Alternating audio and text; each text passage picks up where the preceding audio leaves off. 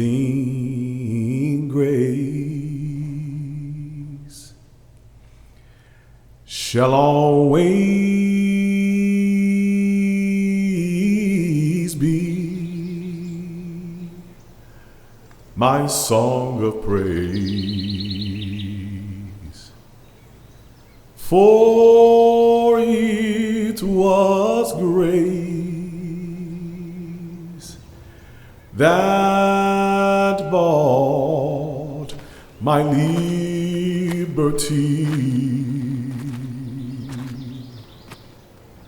I'll never know just how he came to love me so. For he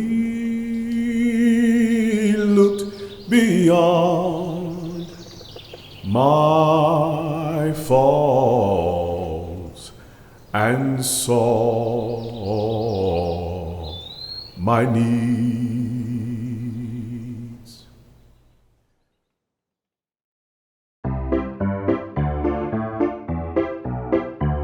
Marshall Walter Taylor was born and raised in Indianapolis, Indiana, where his father was a coachman for the wealthy Southard family. The Southards practically adopted young Marshall to be a playmate for their son, Daniel. And when Daniel got a bicycle, so did Marshall. Without that bicycle and the tricks he taught himself riding it, Marshall's life would have been totally different. Marshall got so proficient with his bicycle stunts that shop owners on Bicycle Row in Indianapolis hired him to attract patrons into their store. When Louis "Birdie" Munger enters the story, it gets even more interesting. Munger was a former bicycle racer and a master mechanic who opened a factory to manufacture bicycles nearby. Working for Munger at that time, Taylor was probably around 12 years old. And for Munger then to somehow see this morphing of Taylor's talent at a very young age, to then think, wow, this kid has potential, take him under his wing, go to bat for him, work with the promoters and all the other people that would help. Munger could just look at him like his own son. Munger introduced him to a friend and former competitor in town for a bicycle race. Zimmerman, here he was the epitome of sportsman. He had won over 1,400 races all over the world. He was the hero for all the young kids at that age.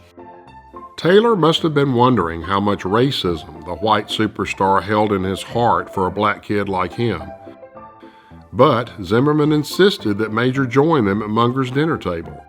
I have told Major Taylor that if he refrains from using liquor and cigarettes and continues to live a clean life, I will make him the fastest bicycle rider in the world. Mr. Munger is an excellent advisor, and if he tells me that you have the makings of a champion in you, I feel sure you will scale the heights someday.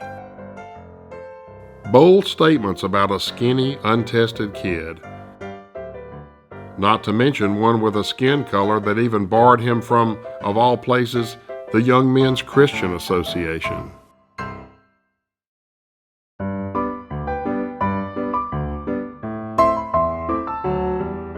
Birdie's dedication to mentoring Taylor created a rift with his co-owner cousins that was racially motivated. So Munger moved to Worcester, Massachusetts. Opening a new bicycle factory, he offered Major a job and a place to live. He became one of my staunchest supporters and advisors, and had I been his own son, he could not have acted more kindly to me. Taylor's improvement in amateur races there was outstanding. But entering professional races appeared to be impossible. Pro cycling's ruling body, the League of American Wheelmen, had passed a whites-only mandate in 1894. 2 years later, the Supreme Court's Plessy v. Ferguson decision codified separate but equal treatment for blacks in America.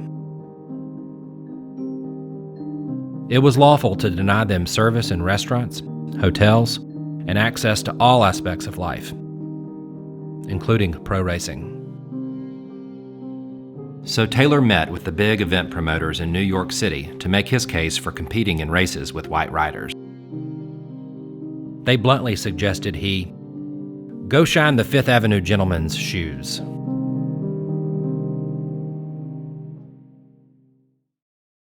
So Taylor was very fortunate that he had an ally or an advocate on his behalf who was William Brady, and Brady was a heavyweight promoter of not just bicycle racing, but Broadway plays.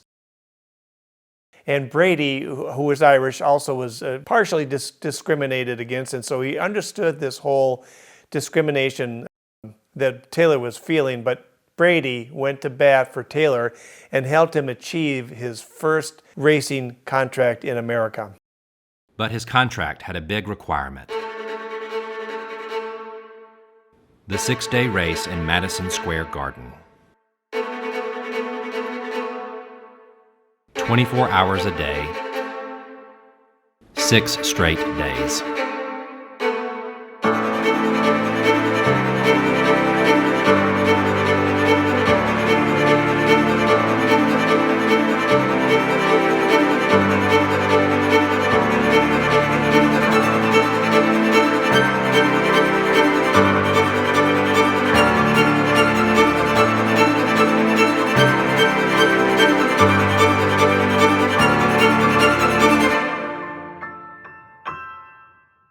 And he was only 18 years old.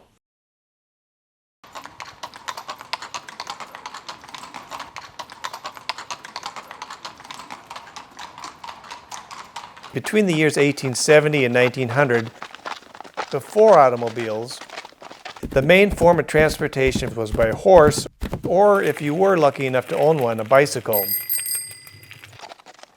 In fact, the original seeds of what we call today road rage started not between cars and bicycles, but among the horsemen and cyclists. Hundreds of factories made thousands of bicycles to keep up with demand. 1893, 1/3 of all patents were bicycle related. Barbers spoke of bicycles during haircuts, doctors during exams, and preachers during sermons. By 1896, there were over 4 million bicycles on the road, and it had an unexpected liberating effect. I stand and rejoice every time I see a woman on a bicycle. I think it has done more to emancipate women than anything else in the world. For the love of you.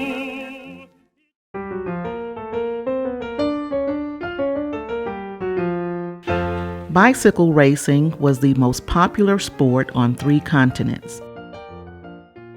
Steeply banked oval tracks called velodromes were in all the major cities and many smaller towns. Riding without helmets, a crash could maim or kill. It was all part of the excitement that drew crowds by the tens of thousands.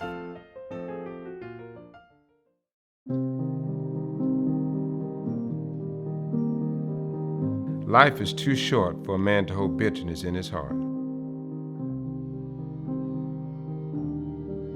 The Courier-Journal, Louisville, Kentucky. Major Taylor was scratched in the second heat. Some miscreant stuck a pin in the tire of Major's front wheel.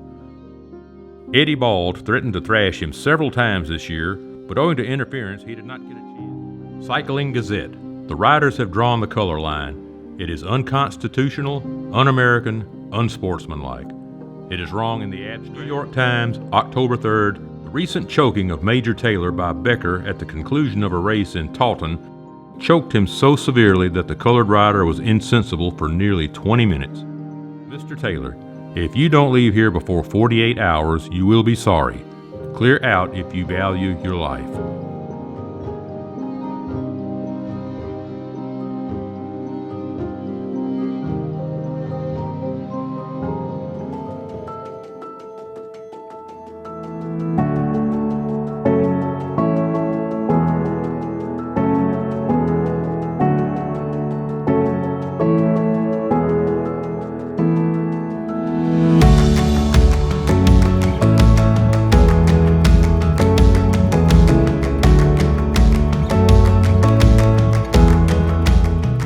Taylor broke the color barrier in pro bicycle racing, a half century before Jackie Robinson's breakthrough in Major League Baseball.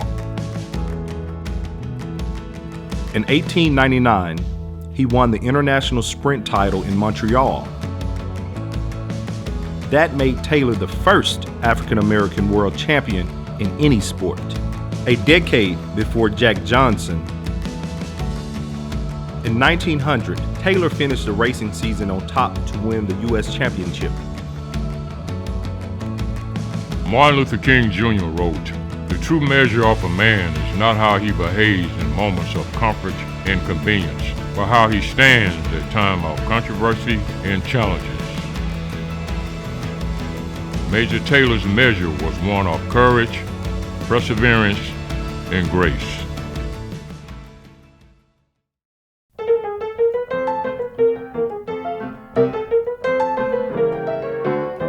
Racing promoters and fans dreamed of a head-to-head match between the fastest bicycle racers in the world, Edmund Jacquelin and Major Taylor.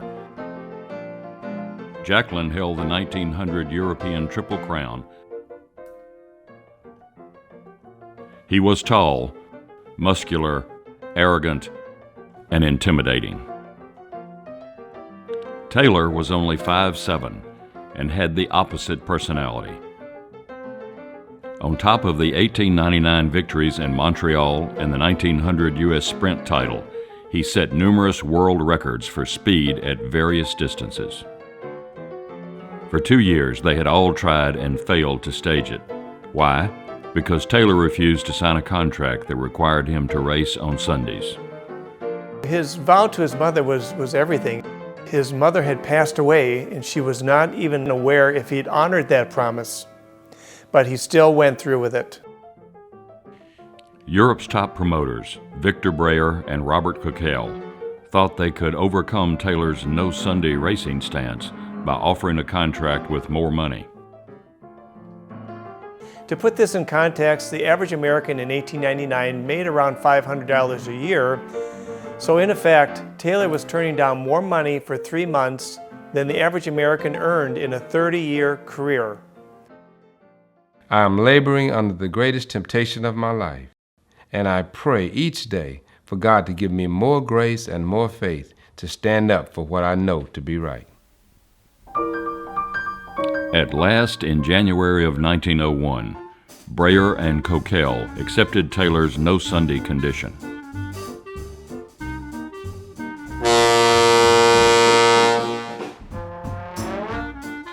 While in Europe, Taylor stayed at the nicest hotels, ate at the finest restaurants, and was sought after by business leaders who were constantly throwing their calling cards, seeking his endorsements on their products.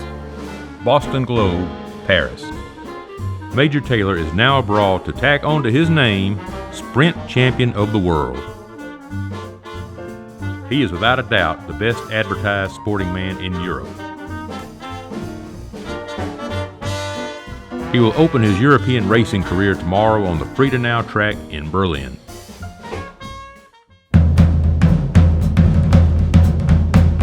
One by one, he mowed down Europe's finest.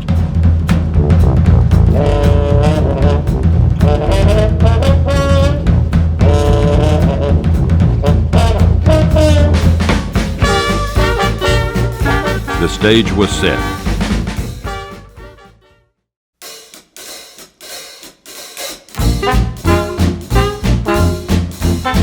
Worcester Daily Telegram, May 16, 1901. The betting is 5-4 on Taylor. William K. Vanderbilt, Pennsylvania railroad tycoon Harry Thaw, and gold rush millionaire William Moore all bet on the outcome of this 1-kilometer race that was about to take less than 2 minutes. An average day's circulation of Lavelo was around 25,000. In the handful of days around the match race, nearly 750,000 copies of Lavelo alone were sold. I was in excellent physical condition and desired only a warm day.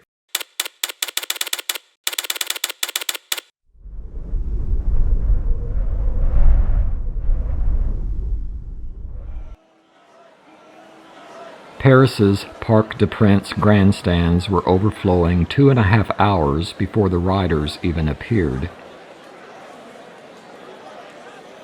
When the competitors finally emerged, Taylor was wearing a heavy robe and shivering from the cold.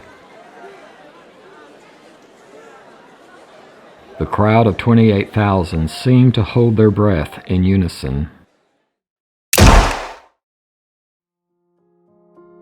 In the World's Championship between Major Taylor and Jacqueline, Jacqueline was the victor. The crowd rushed upon the track and bore him off in triumph.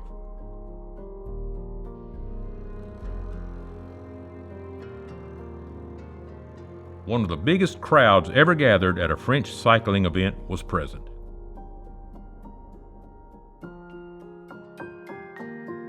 It is believed that his defeat by Jacqueline will result in another meeting of the two men.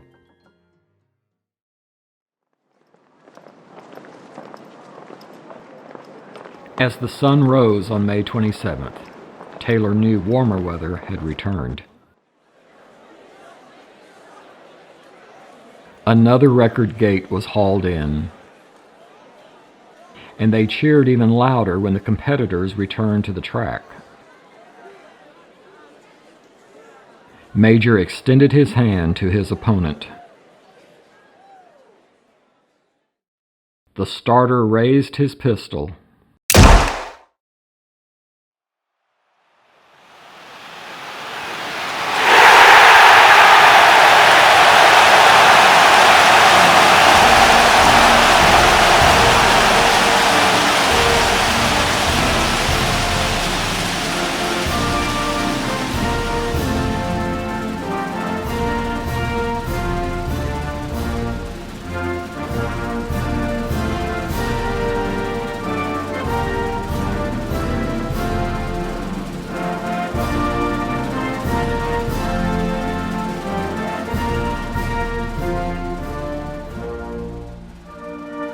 This was my greatest triumph in Paris.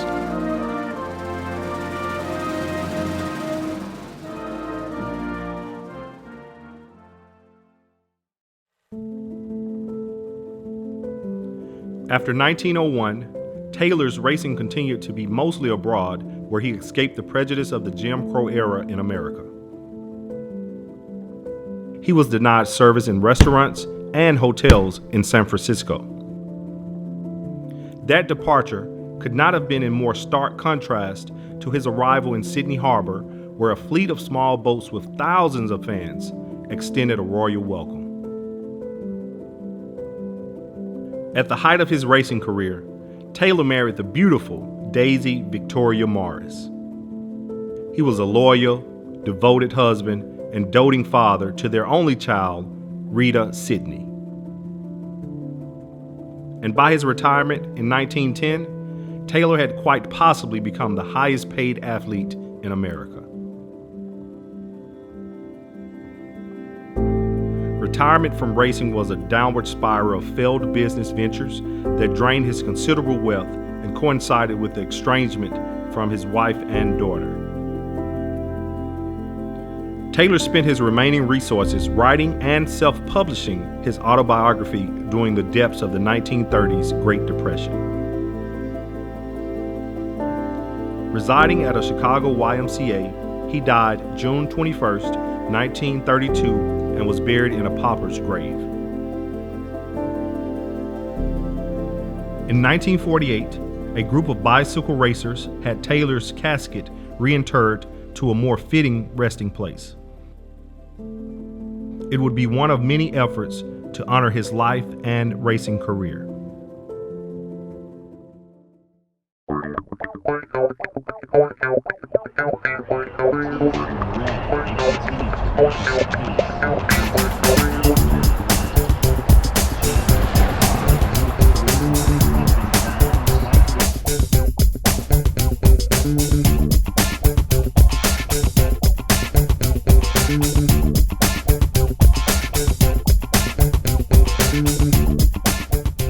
Perhaps today, what Major Taylor might treasure most are the dozens of cycling clubs bearing his name.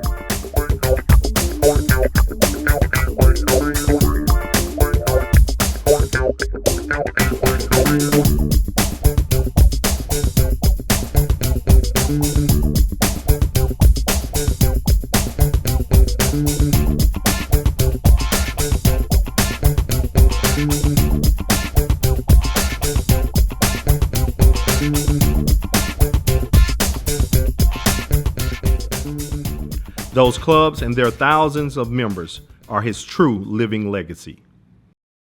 We carry his name in honor of what he did. No matter what the circumstances were, he never gave up. He wasn't a quitter. He just took something that he believed in and continued on with it. Relentless is the word that I think about when I picture Major Taylor. He never lost his composure. He always kept his eye on the main goal. His religion was very important to him. He was very much one that had a mantra of clean living, using that as the basis of his strength, the basis of his training. He really judged people by the content of their character. His commitment to the sport, he just never gave up. He didn't let those roadblocks or any barriers get in his way. He had adversity just in being able to race in environments where he wasn't welcomed. Then not only to be able to just be there, but to be competitive and then to even end up being a world champion. He wasn't treated fairly, but that didn't stop him from becoming the fastest cyclist in the U.S. Cycling was a big thing, and for it to be that popular in that day and age and to have an African American that was that successful in that category, it was amazing. He's actually the Michael Jordan of cycling. I would tell someone to persevere like he did. Regardless of obstacles, you can accomplish whatever you want if you work hard and not give up. No matter what it is, you can always overcome. And all of the things that he had to go through, and he just stuck with it. And that's one of the reasons why I stayed in cycling. For everyone that sees us in this kit, we intend to impress upon them the same principles, the same values that Major Taylor had when he was cycling professionally. Major Taylor clubs all over the world continue to bring more people in, continue to bring diversity into cycling. I'm just glad to know that I'm part of an organization that is highlighting and celebrating his name.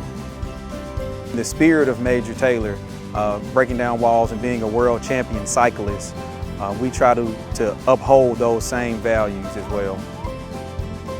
We try to make sure that his memory doesn't die.